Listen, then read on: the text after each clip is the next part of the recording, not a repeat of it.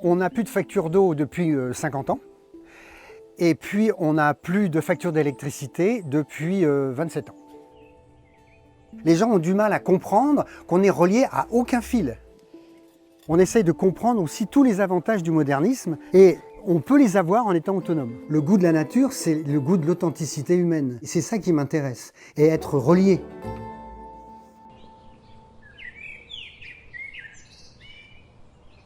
Je suis Patrick Baronnet, je suis propriétaire d'une maison et qu'on a rendue autonome parce que c'était notre philosophie. Depuis 27 ans, on ne paye plus de facture du tout d'électricité et puis depuis 47 ans, on est autonome en eau.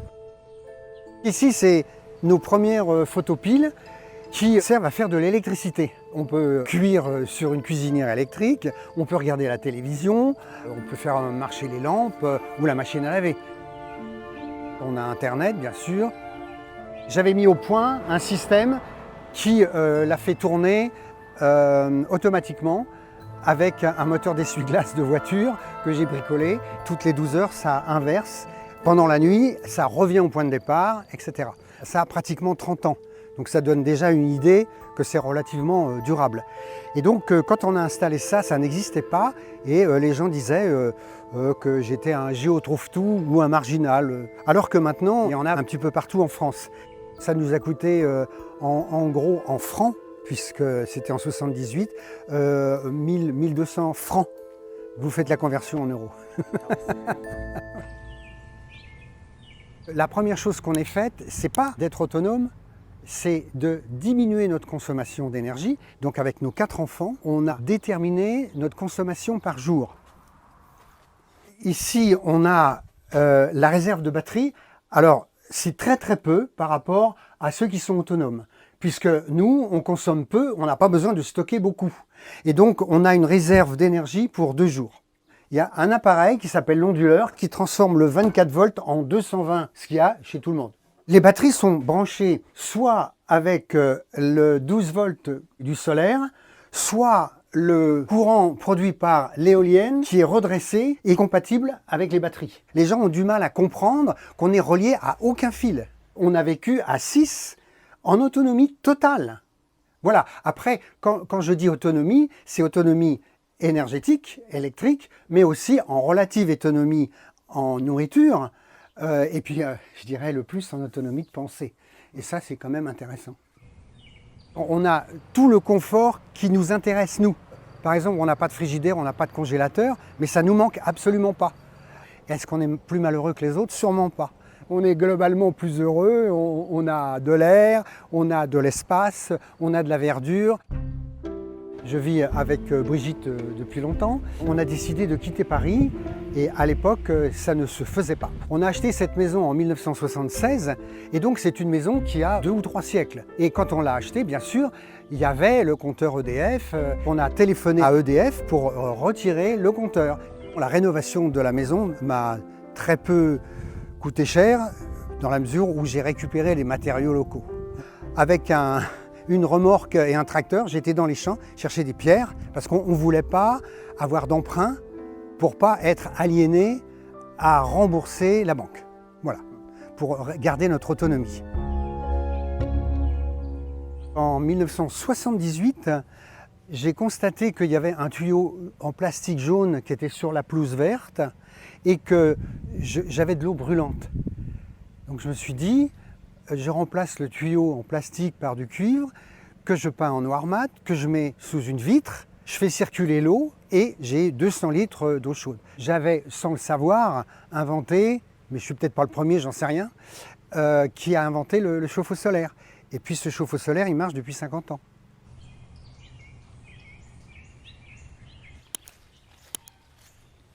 Ici, étant donné qu'on est en été et qu'on n'a absolument pas besoin de l'énergie procurée par le vent, j'ai arrêté l'éolienne.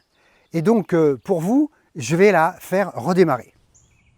L'été, on a du soleil, on a les photopiles, et l'hiver, on a l'éolien, on a du vent. Voilà. Donc, on arrive à boucler, mais à l'aise. Hein. Je veux dire, on ne se prive pas. On peut avoir une éolienne comme ça avec entre 2 et 4 000 euros. Entre 5 et 8 ans, on peut amortir notre éolienne, quoi. Ici, c'est notre aire de compostage. C'est quelque chose de très important.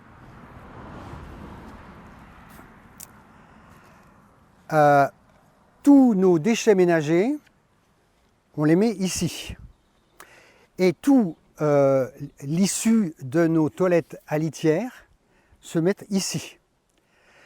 Donc, on vide nos toilettes à litière, puisqu'on ne va pas utiliser d'eau pour gérer notre pipi et notre caca, c'est inconvenant. Eh bien, on met tout ça ici et toutes les semaines, on vide le bac qui se trouve dans les toilettes sèches.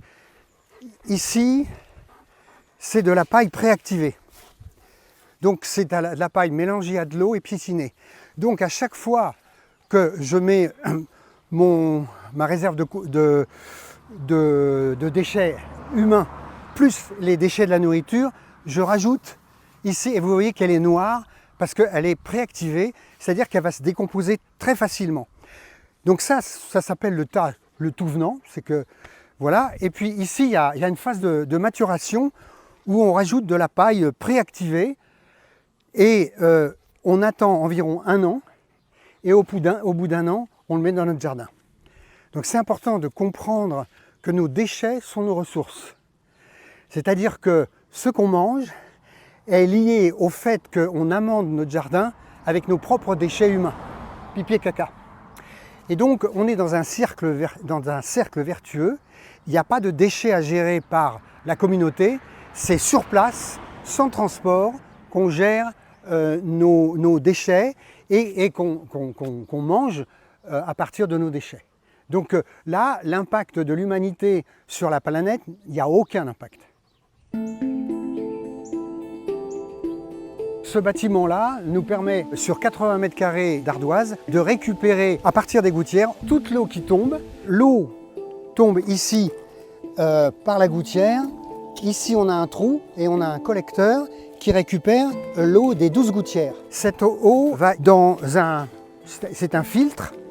Et puis ici, là, on a une ouverture d'une citerne sous mes pieds et d'une deuxième citerne qui se trouve sous mes pieds là. Donc en tout, on a 8000 litres d'eau, très bonne à voir, puisque c'est de l'eau de pluie, mais qui est minéralisée par les citernes, par le ciment des citernes. On a quand même quelques filtres, parce qu'on sait très bien ce qui se passe au niveau de l'air et des avions. Donc plus de facture d'eau, plus de facture d'électricité. On a une pompe qui met l'eau sous pression, et l'électricité vient de l'éolienne et des photopiles. Donc beaucoup de gens ne savent pas qu'il y a des châteaux d'eau et qu'il faut des pompes énormes pour monter souvent à 50 mètres de hauteur l'eau pour pouvoir avoir de l'eau sous pression. On essaye de comprendre aussi tous les avantages du modernisme et ce qui est important, c'est qu'on peut les avoir en étant autonome. C'est là qu'on a fait les cérémonies druidiques ici. Tu vois, là tu rentres par le nord, le sud là-bas, l'ouest ici et l'est ici. Le mouvement druidique, ça fait un peu ésotérique, mais ça l'est pas du tout, j'insiste, c'est pas du tout ésotérique. Et donc c'est pour nous rappeler qu'on est locataire de la Terre. Et quand on voit la manière dont on fout en l'air la planète, moi je suis scandalisé. Et donc c'est bien que de temps en temps, il y a un petit rappel, quoi. Et les cérémonies druidiques, c'est un peu ça. On est des hommes sur la Terre. Grâce à ces gens-là et à nous, on a, en particulier Brigitte, à la connaissance de toutes les plantes qui sont capables de soigner le corps humain.